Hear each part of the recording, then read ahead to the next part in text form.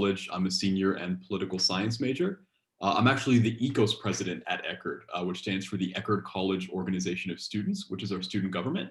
And it has been an absolute joy to work with SEEP this semester as we work to turn out the just increase voter registration numbers and turn out students to vote at Eckerd this fall.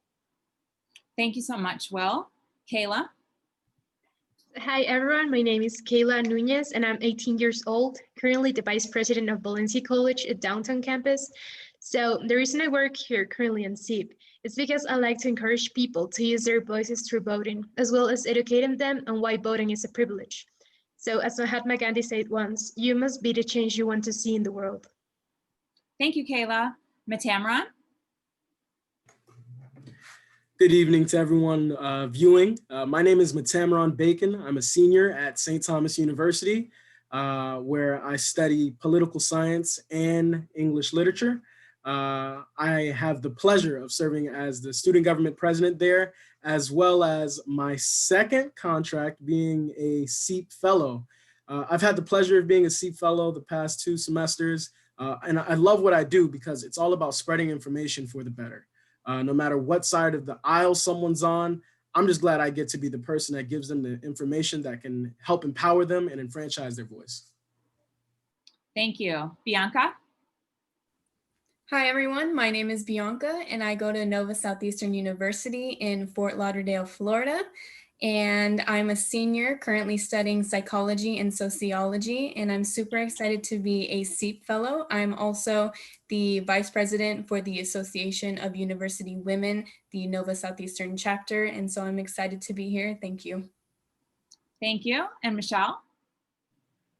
Hi, everyone. I'm Michelle Hopkins. I am currently a senior at the Florida Atlantic University. My major is political science and business law. This is my first time being a SEEP fellow, and it's honestly a great thing to do. It's really opened my eyes, as to how just basically civic engagement and civic education is just really important. I have the opportunity to make through to SEEP, to make my own club on campus, and I'm just glad I have these opportunities. Thank you so much. Thank you to all of our panelists. Right now, we're going to start off our discussion by watching a very brief 1.5-minute long video created by Campus Election Engagement Project about vote by mail. I will turn it over to our comms director, where he will start the video.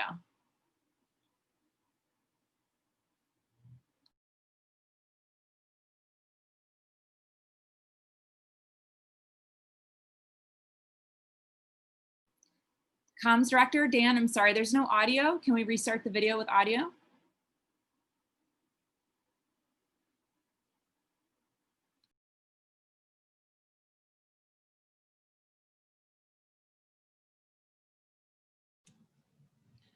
Well, I'm sorry about that. Let me try that again.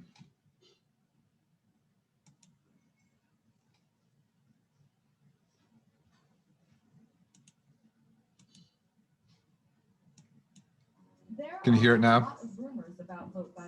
Slightly. Can you increase the audio a little bit?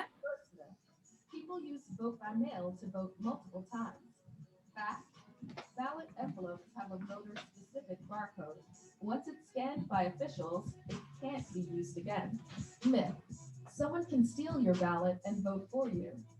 Fact, your ballot must be signed by you to be valid. Officials check the signature against the one on file. Myth, the post office is unreliable. Fact, the U.S. Postal Service is incredibly secure. States are working to ensure you get your ballot and it is counted. Many states have online ballot trackers, so you can see exactly when your ballot arrived and when it was counted. Now that you know the facts, you can feel confident in the safety of voting by mail. For more information, see mailvote.org, and remember, your vote matters.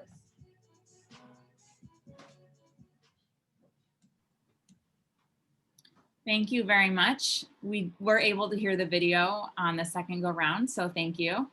I think technical difficulties are about as common as apple pie. But thank you again, Dan, for showing that video. So I want to discuss on your campuses what are the opinions of vote by mail if students are participating or you think they are preferring to vote in person. Matamron, what is the your campus culture like in terms of voting by mail? Do students prefer it, or are they going to visit the ballot box in person? So I actually had a really delightful surprise. The first voter registration event we had on campus. Obviously, we wanted to be more than just new voter registration, and we opened it up to anyone that needed to update their information or decided that they would like to request a ballot to vote from the comfort of their own dorm room or home. And me expecting a turnout of a bunch of new voters, we actually received an overwhelming amount of students and faculty members that came to receive some information about voting from home. So honestly, that wasn't a voter registration event. That was a vote by mail event, if anything. Overall, our student government at St. Thomas University tries to do a really great job of gauging opinion as much as possible. And a lot of students are interested specifically in vote by mail. What we've seen as far as my engagement in the capacity of a SEEP fellow are students who are interested in voting overwhelmingly deciding and electing to vote by mail, which is definitely a positive with the time and space we're in with precautions that are going towards COVID-19. On a personal note, I do have a lot of friends that are electing to go in person. I myself have already filled out my ballot and waiting to send it back in. Well, received my ballot. Thank you, Matamron. Bianca, do you think there are a lot of the myths that were mentioned in the video? Do you hear a lot of those same myths on campus within the student body? Actually, I don't. I have a lot of students who are also voting by mail, and we also have the convenience of being an early voting location. So we are offering the students both of those options, and we are making it clear that we will help the vote by mail process since we have been having some challenges with stamps and voter registration forms. But besides that, the information that has been on campus has been pretty accurate, and I think that's thanks to our SEEP fellows and thanks to the faculty that we've collaborated with to make sure that the information is accurate and no myths are overpowering the knowledge base. Thank you. Michelle, do you feel like there's more excitement on this campus than you've ever felt in election years past? Well, currently I am going to the FAU Broward campus, and because it is smaller than the Boca campus, we don't really see as many people. For our registration events and our education events, a lot of the overall, feeling of the events was, yes, we're ready to vote. Yes, we need to vote. Yes, we're going to go out there to vote. So it's really great to have that, feeling amongst camaraderie amongst each other, amongst everyone else who's going out to vote, no matter who you're voting for, just knowing that your vote will count and your voice will count it is really exciting. Yeah. Thank you. Will, on your campus, what have been some of your successes that you've been seeing with getting voter registration and getting folks signed up for pledging to vote, basically, whether it's by mail or in person?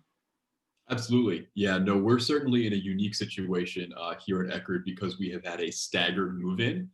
So in September, around early September is when our first years moved in. 3 weeks later, our sophomores moved in, and it won't be until next week, actually, that our juniors and seniors come back. So right now, we're only at half capacity. Despite that, we have still had what I would consider an overwhelming success when it comes to voter registration on campus. Eckerd is a small campus, but we've had over 300 registrations this semester alone, mostly targeted among our first years that are new to the area, new to Florida especially. So it's great to have them registered. And I would say that our engagement, is up as well, despite the fact that we have only about half of campus back. People are still excited, then they're ready to vote. Thank you. Kayla, my question is actually about barriers that you have discovered amongst your campus and students about either registering to vote. Do you think that COVID has been the biggest barrier? And if not, then what else? Okay, so one of the biggest challenges that have people, it's that they don't want to register or even like vote because they just have like this idea that if they vote, this will not count at all. So yeah, others believe the opposite. So I think my biggest success, like the challenge will be that, but my biggest success so far has been educating people and encourage them to go and vote and use their voices for voting. Thank you. Let's circle back to Michelle. Michelle, what do you say to a student who is apathetic to voting, or they say that their vote doesn't matter and they're not interested? I say to that student that they should look around them in society, look around them in the community, and if there's anything that bothers them or anything that they feel like should change, them not voting leads to no change, leads to nothing being changed. So I try to encourage people to look at things locally on a smaller level, because although the presidential election, it is really big, it is really scary. A lot of people choose not to vote because they're scared of that. I just tell them to, start focusing on what you actually can, see a big change in, and that's within your own community. Thank you. If anybody else would like to add to that, what to say to an apathetic voter, because I know that each campus and each state in the nation is dealing with that in different ways. So if anyone would like to add to that, I'd like to open the floor up to add to that, to how you inspire your students on your campus. I can say that I show them history. I mainly mention the history of voting as a clear example of how voting is a privilege for all of us currently. So I think that's a really great option for them to know like the history and how voting is nowadays. Thank you, Kayla. Matamron. It's so funny because I actually had to deal with this situation this past week.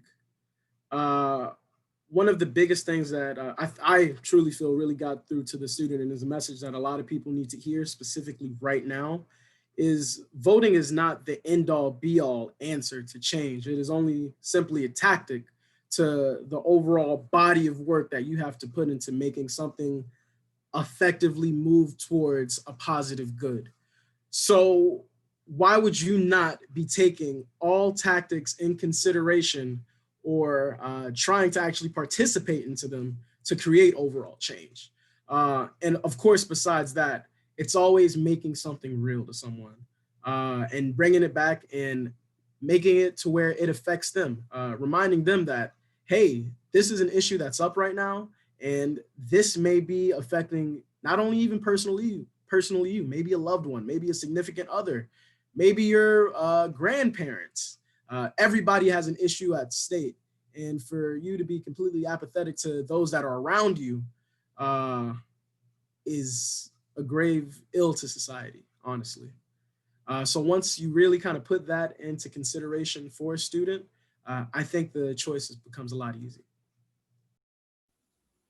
Yeah, I would like to add that I usually remind people of two things, potential voters especially. One, women of color didn't always have the right to vote. So when I go to vote, I think of the people who didn't have the right to do that in our country.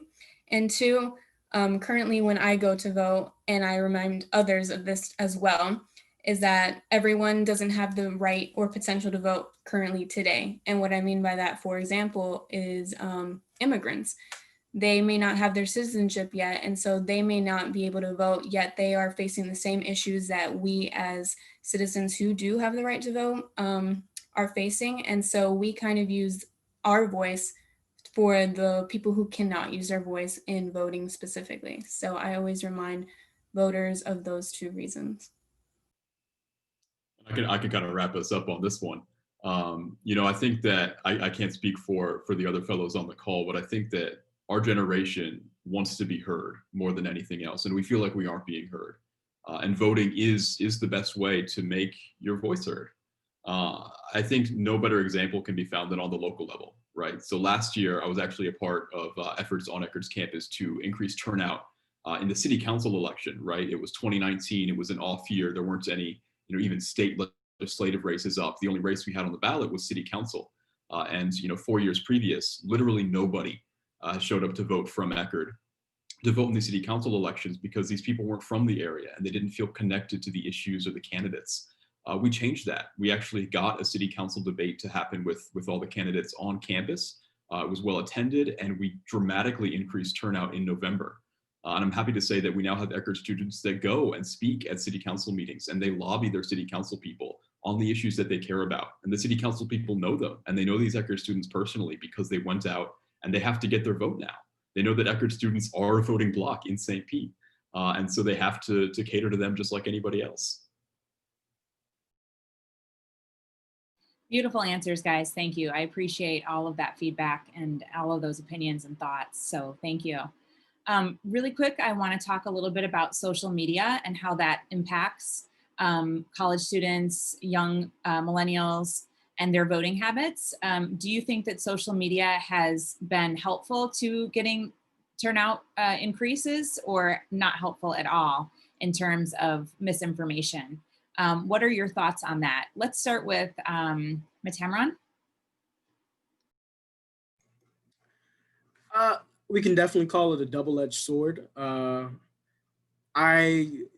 I think you can actually attest for something that happened in a group chat that we're in together with all the SEEP fellows in Florida, where we talk about and when I say the double-edged sword, I mean the misinformation that we currently can see circulating the web, where it's not necessarily people that want you to not vote for one side or not vote for another, but simply people that want to have you disengaged and will send out information that makes you feel as if your vote does not matter.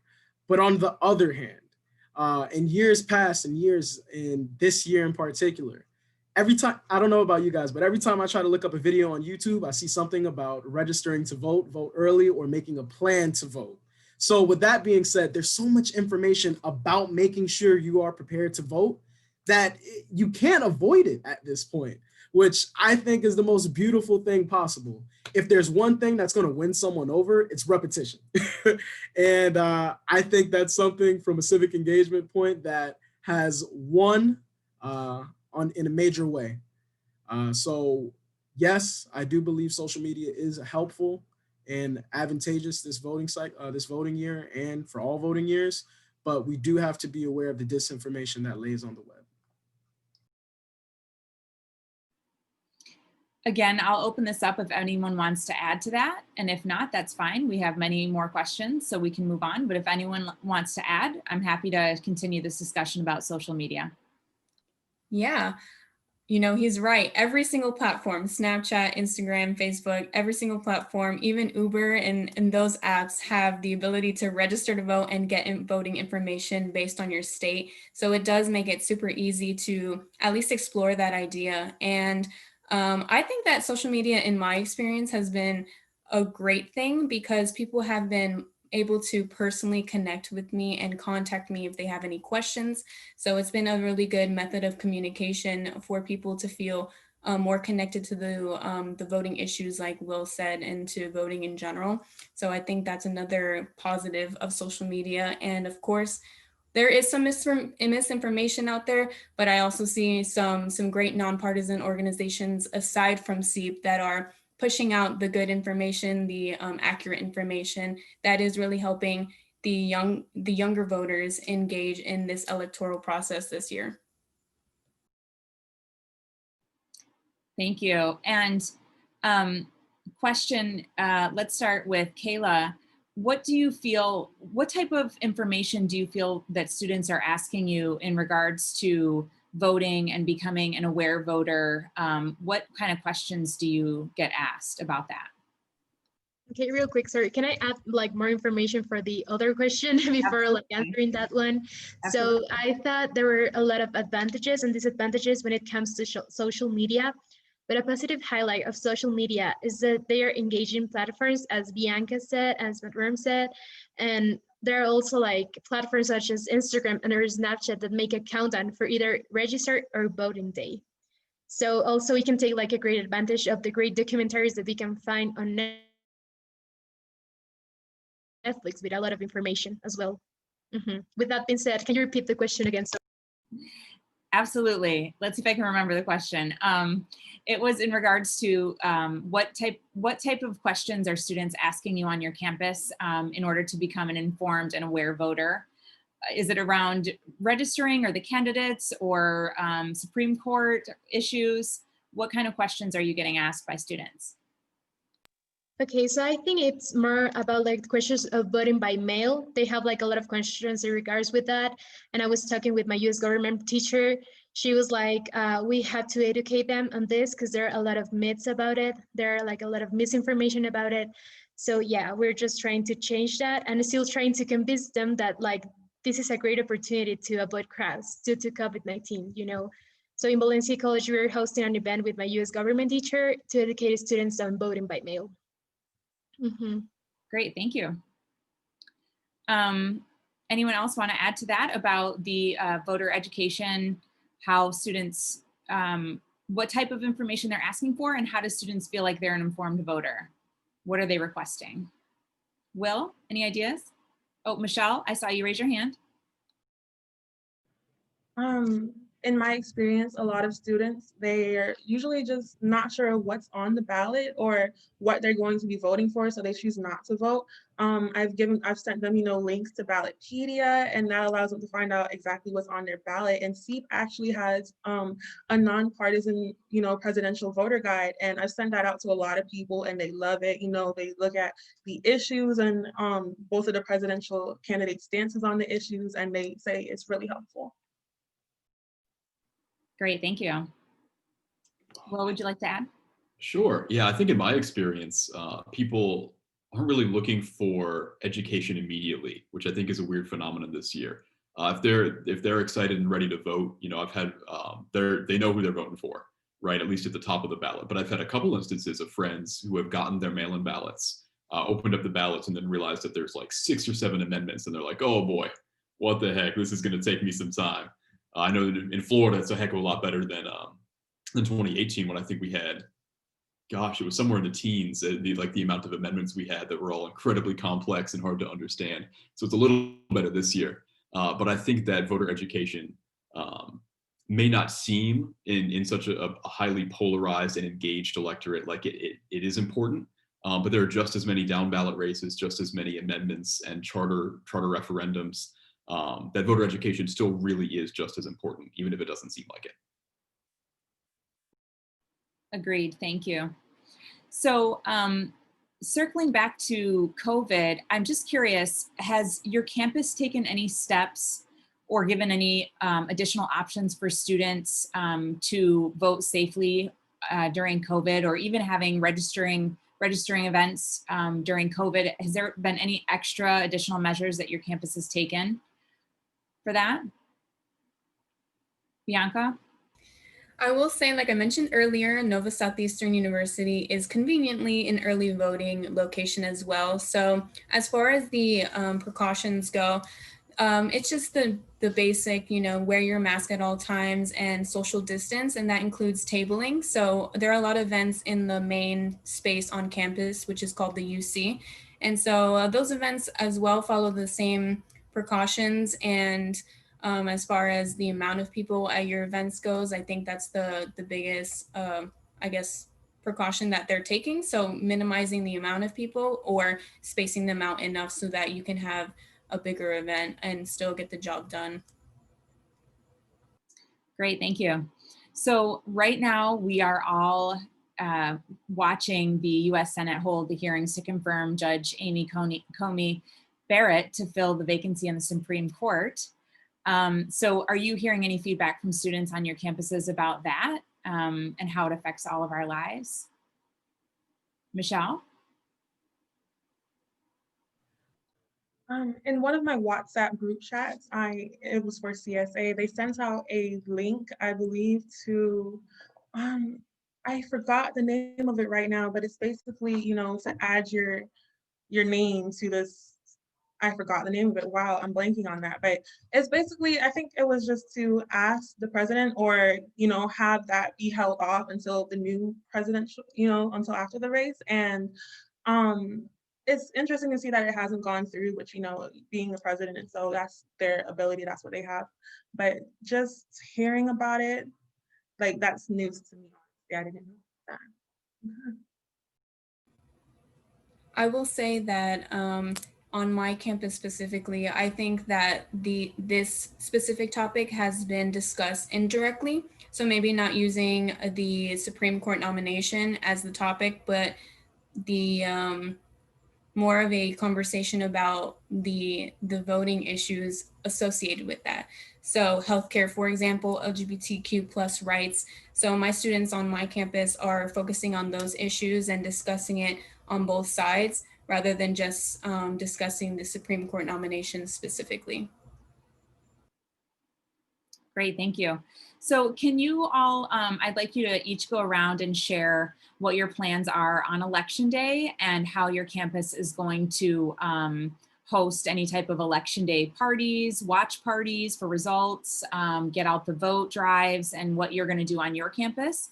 Will, let's start with you.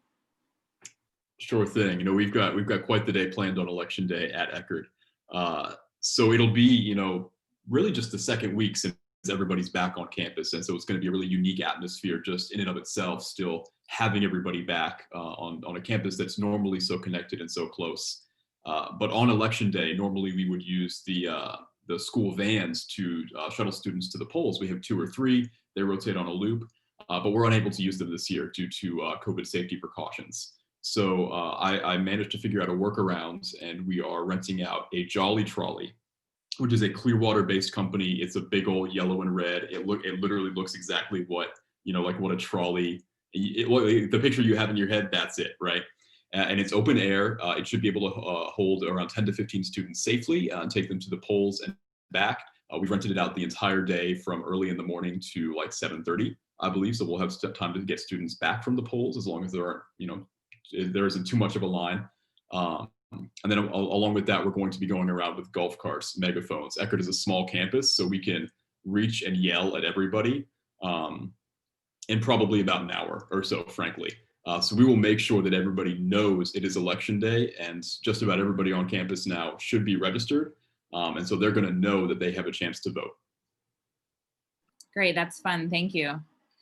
Maybe you should look in getting an Uncle Sam costume from Halloween USA with like the beard and the top hat and walk around in that. Like that would be fun. On the Jolly Trolley, you can ride that around. Who's next? Kayla? What are plans at Valencia? Okay, so I'm currently working with my teacher from government. So we're just planning on making a virtual event because Valencia is staying remote, pretty much it. We cannot do due to COVID like events on campus. So we're just planning on making like a panel for students to express themselves on why voting is important, to remind them to vote that day. And that's pretty much it for our voting event day. We're offering extra credit to incentive students, like just to make them come. That's a great idea. Thank you. Matamra? Well, I have to say, definitely put a bug in my ear now about an Uncle Sam costume, which I will absolutely look into immediately after this Zoom session's over with. But I actually just got done not too long ago getting into discussions with not only the vice president of clubs and organizations for my student government, but as well as the marketing team at my university. We're planning to, in the beginning stages of trying to launch some type of social media blast where not only we have all clubs and organizations actively posting about their club members and executive boards going out to the polls, but also making sure that all of our primary social media accounts at St. Thomas University is full stories, Instagram posts, Snapchats about going out to the polls. Besides that, specifically going back to student government, we will be posting 30-minute increments. I want to say the discussion was about starting at 6 p.m. On election night about updates on progress and incoming counted votes. So we're going to be up late that night trying to keep up with everything. Will also said it about the Jolly Trolley, which is a super cool idea. In years past, St. Thomas has also had our mobile bus, small campus bus we use, transport students back and forth to our local voting station, with one right up the street from our university, actually at Dade Regional Library. Unfortunately, we're still trying to find a workaround for that, but we're really looking forward, in particular, the engagement we have with our clubs and organizations on that. Uh, and on top of everything, something I'm really excited for this year, we started to develop, student government really started to develop a unique relationship with our university one-on-one courses. So we're going to be reaching out to freshmen who seem every year, and I'm sure all the panelists can kind of share a similar experience. Freshmen are your bread and butter when it comes to new voters, or trying to make sure students start their collegiate careers off on the right track with being civically engaged. And what a time to be a freshman in university during a major federal election year. So we're definitely going to be connecting with all the university one-on-one professors at our university to ensure that they are spreading that information to their students as well. Thank you, Matamron. I would love to see you dress up as Uncle Sam as well. I mean that sincerely. Bianca, what about your campus? So we're doing a party to the polls and party after the polls, basically. So we're using our shark shuttles, not necessarily the Jolly Trolley, but we'll use our shark shuttles to get students to the polls if they haven't already mailed in their voting ballot or early voted at our own location.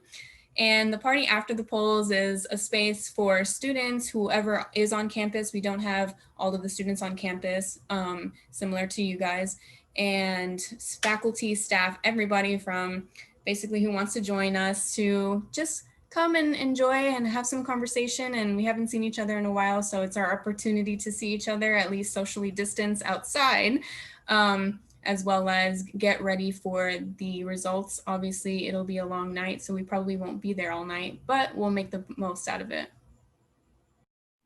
Thank you, Michelle. Bianca, thank you. And Michelle, go ahead. Well, for our campus, we're also in the works of having, a social media blast along with student government, campus life, our seat fellows.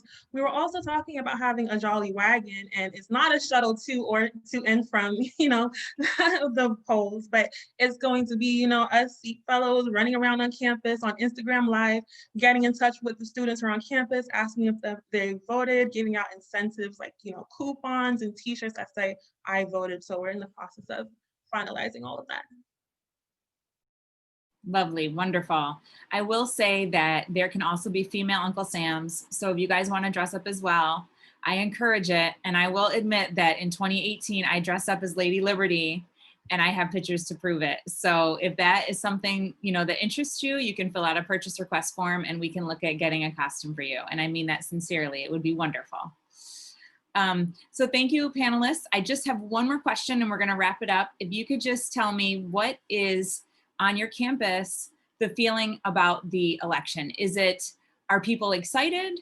Is it anxious? Are people, what are you feeling? What do you think? Energized? What's going on your campus? And let's just go ahead and go around again. We'll start with Will. I wish I could come up with a more positive kind of adjective to use, but I think taut would be like a very tight string would be my answer. I think people are a little anxious. I think they're excited at the same time. And even with only half our students back, you can feel a sort of energy and a ready to be engaged in a way that I haven't felt any time in my 4 years here. So we will see what these next few weeks bring. Thank you, Will. Kayla? Okay, so I think that people are just optimistic about elections. They're really excited about it. I just see a lot of curiosity about people of how getting registered and stuff. So I think they're pretty much really engaged and can't wait to see what the future holds for us.